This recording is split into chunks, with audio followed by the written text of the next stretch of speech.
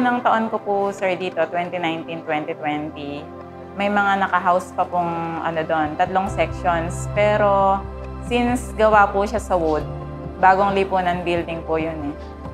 Na-request na din po siya ng demolition permit. Dahil po talagang pati yung mga books po, pagka hindi agad na-check ng teachers, inaanay. Doon po sa dati kong classroom, masasabi ko po na much better po ngayon. Kasi po dati po sa classroom ko, yung ventilation po niya, medyo madilim po. Saka po yung mga facilities, hindi po siya naaayon po sa kinder learners po. Tapos low-lying din po siya. Since hindi pa po maayos yung drainage system dito sa school. Dahil ikot na po kami ng mga bahay.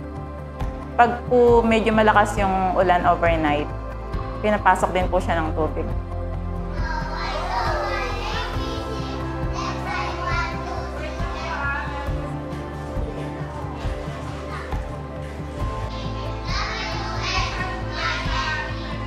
Talaga pong conducive to learning na po itong dalawang building. Since ang naka-house po dito ngayon ay mga kinder pupils, meron din po silang play area.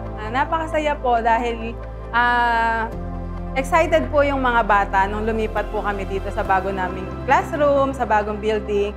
Lalong-lalo na po sa facilities dahil po compare po dun sa dati, medyo maliit po siya compare po sa bago naming building ngayon. Lahat po napaka maliwanag po, maaliwalas. Ngayon po yung mga bata, yung mga learners ko po ay makikita ko po yung kasiyahan sa kanila kasi sa space po, yung space po namin ay napaka maluwang na po compare po sa dati.